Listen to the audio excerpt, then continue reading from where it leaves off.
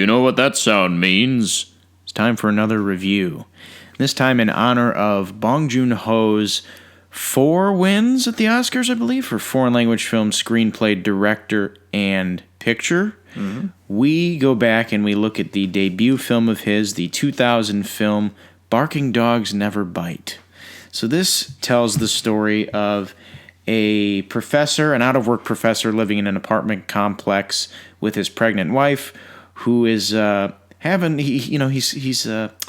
down in his luck. He's having a hard time finding work, and these damn dogs in this apartment complex just won't shut the fuck up. So he wants to do away with these dogs, and there's another person in this apartment who's looking to catch the person that is making all these dogs go missing.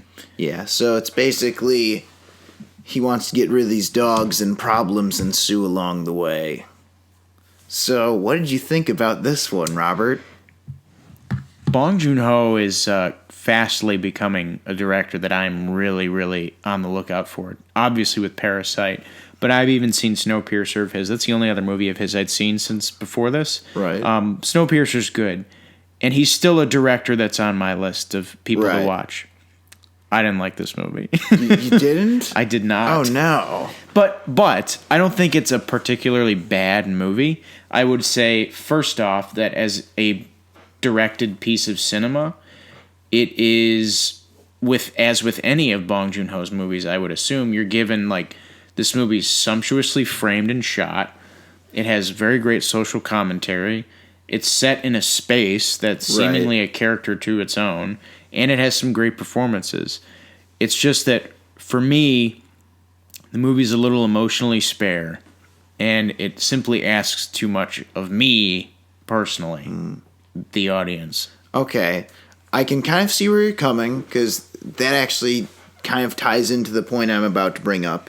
This is one of the first times I've ever seen a movie where I almost immediately hated the main character. Mm-hmm. Like, hated the shit out of him. Wanted his character to maybe die by the end.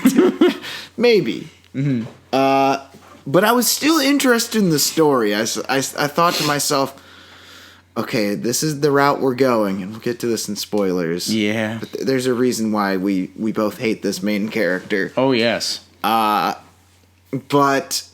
I was interested to see how this plays out. Mm-hmm. And they do offer a counterpoint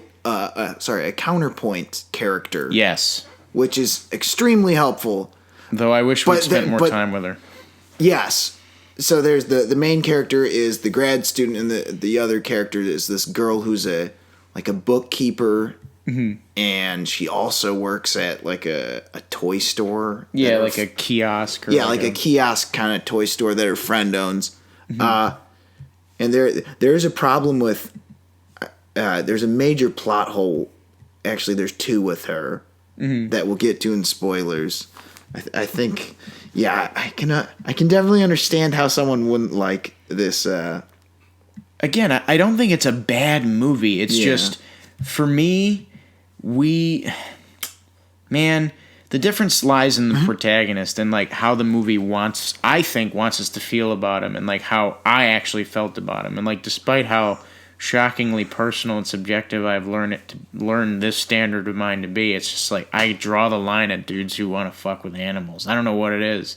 I was not rooting for this guy at all. And I have no issue with the existence of that concept, but I feel as though the movie was trying to get me to sympathize with the character in a way. No, it definitely felt like that, because like his wife's an asshole. But then we'll get to this in spoilers in just a minute, but I would say by the third act, some of these things are kind of flipped upside down, and it's like, okay, maybe you're not supposed to sympathize with him.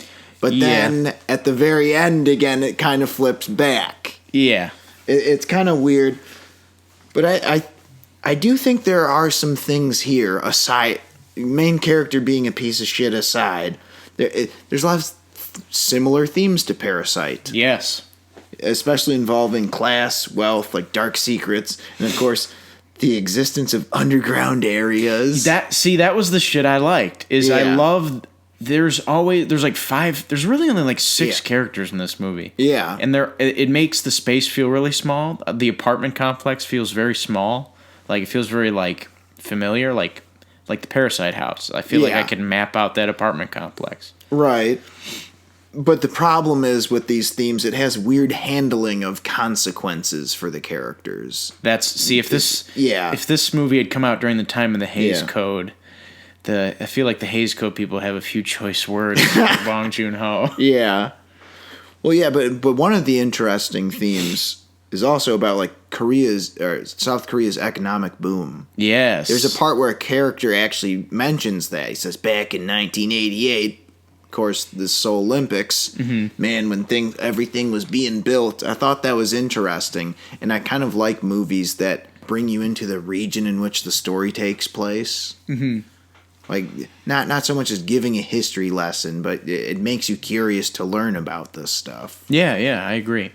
And I think a lot of that also comes with the fact that despite there being some problems, I think there's a lot of cleverness in the script. I think so too, and I think particularly there are really great scenes in it. Yeah. And there are really cool moments in it. I just think the overall concept of the story, for my taste, was just a little... I wish it had been more focused on the character of the woman rather than the main character. I think that would have professor. been a better choice as well. Mm-hmm. And that's kind of one of the things about this main character is that he's kind of a bastard, yet to me, I still found what was going to happen to him. I was like kind of compelled a little bit just because of his personality and the circumstances surrounding him. I was curious too, but I still feel as though that the movie didn't want him. The movie wanted the audience to not want him to get caught, because there's like that one scene. It's not really a spoiler, but there's a scene where he's like hiding, and he's about to get caught by somebody, and the person has a weapon. Yeah, and like the way it's shot and staged and edited, it's like, oh god, he's gonna get caught. Oh, I was like, oh god, I hope he fucking finds him. And that's what I mean. It's like I feel like I'm almost certain that's not what was intended. Yeah. But like I was like, yeah, no, it definitely feels like you're supposed to be. Oh no, here he comes! And I'm like, no, I hope this dude gets caught. Yeah. I mean, I think part of that comes from the blending of genres, which he does so well in Parasite. It works kind of here, but then there's other times where it's like there's dark comedy and then there's kind of bleak comedy. Yeah, there's imagery that's like, I struggle to say it's funny because it's not. Like, it's not like the way. So the movie starts off and it says no animals were harmed in the making of this. And I had a hard time believing a little bit too. Yeah, I was like, I didn't want to. I'm like, how did you do this? Because there's certain it's like, images. Is that animatronic or? I'm like, all right, yeah. Was there a harness or? Yeah. Like, how did you do this? Because there's a lot of shots in here where I'm like, I don't know, and I'm not doubting it. You put the disclaimer on, but it was done so realistically. A lot of the imagery where I'm like, I don't think this is funny. That's fucked up. Yeah, there was a lot of parts where I'm like, this is literally not. And they funny add like to jazz me. piano on top of it, which just makes it weird. Well, I kind of liked the score in general. I thought the score was okay, but it was it didn't work in the scenes where like animals were getting hurt. Like ambient tracks and like atmospheric shit. I'm like, this works fine. I get the tone. Yeah. But like, it's just, I don't know. It's like, look at this goofy asshole. All right, let's get to spoilers. Yeah, let's do it. So we're talking. First of all, that dog is so cute. The first dog, yeah. That part, like, that honestly made me uncomfortable. Oh, where he's trying to hang the dog? Yeah, I'm like, is this real? Like, what the fuck? How? See, I said the same thing. It could be an animatronic.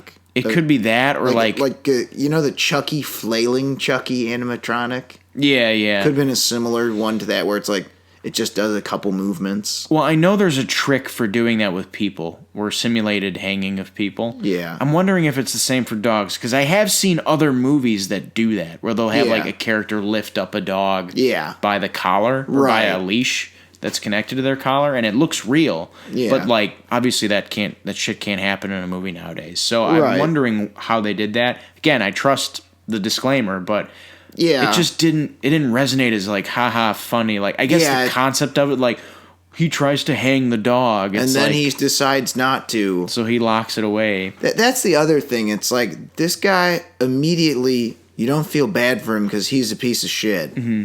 So, and and there's also a weird thing about like how it takes time sort of for his relationship with his wife to totally unravel. Mm-hmm. But by the end of it, you realize that he's the one who's wrong. Yeah, she's a little distant, but she wasn't. Yeah, she's also pregnant. Yeah, you know, exactly. And yeah, sure, she kind of, I guess, treats him a little lowly, but it's also she's the breadwinner, and she's pissed that he isn't working. Mm-hmm. There were parts in this story where I was trying to like redeem the character in my own mind by smoothing over the cracks. Like, if you had just like not had him try to hang the dog and like maybe he just locks the dog in that closet instead, and like that's still shitty, but it's not like grotesque. Or like maybe instead of like him literally just what if he just let the dog out? Yeah, or just like let the dog. I don't know, just like trap the dog in the basement with food. That poor little girl, she loved her doggy.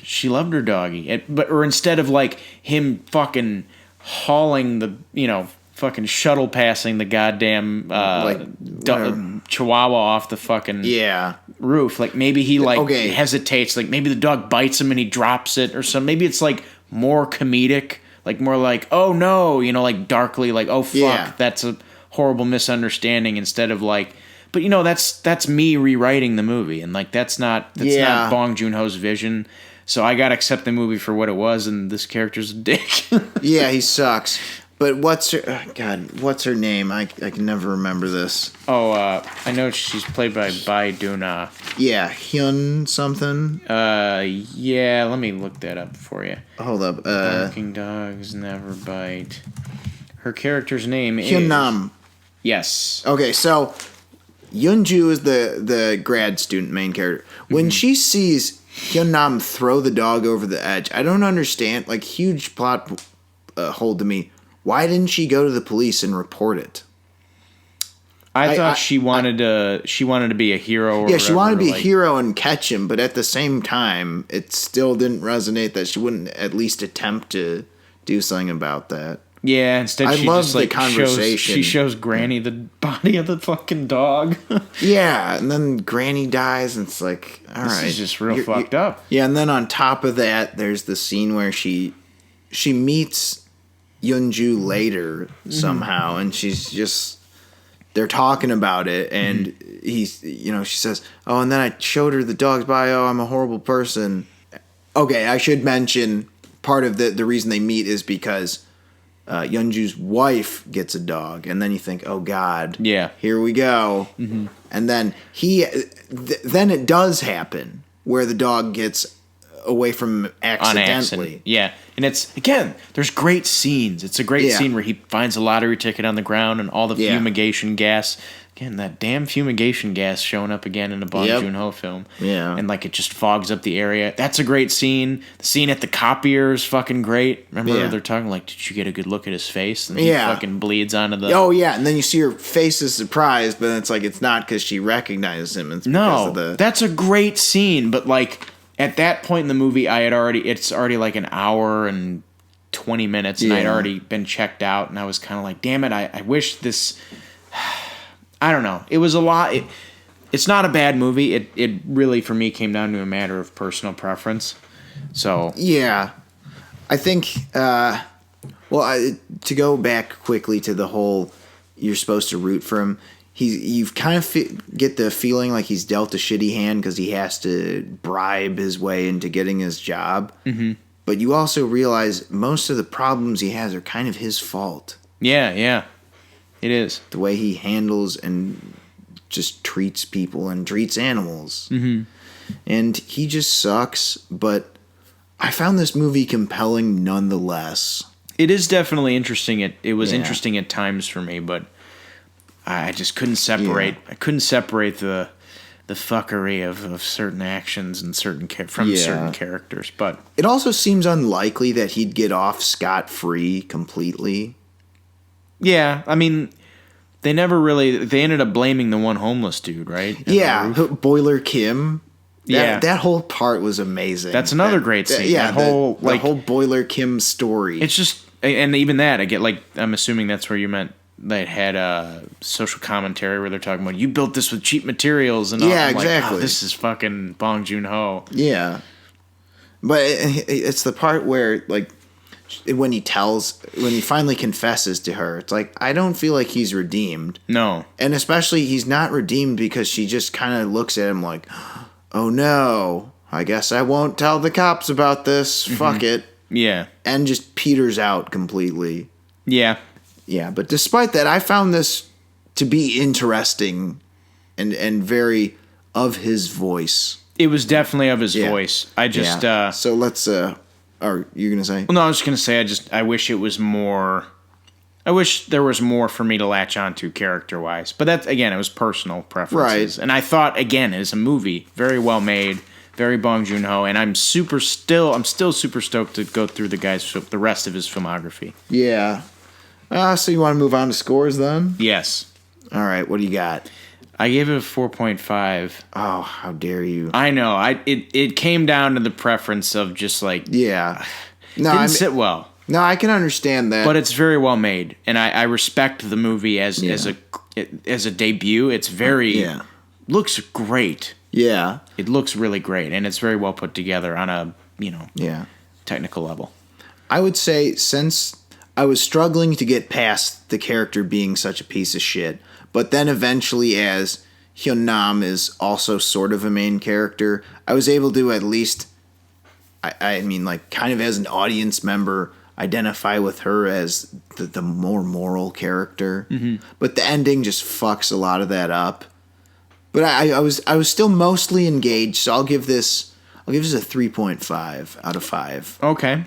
All right, so it's a 4.5 plus a 3.5. Is that an 8 out of 15? Yeah, so not great marks altogether. It's not his best work, but it's you can see the shades of the brilliance therein. Yes, indeed. So that'll do it for our review of Boiler Kim's Revenge.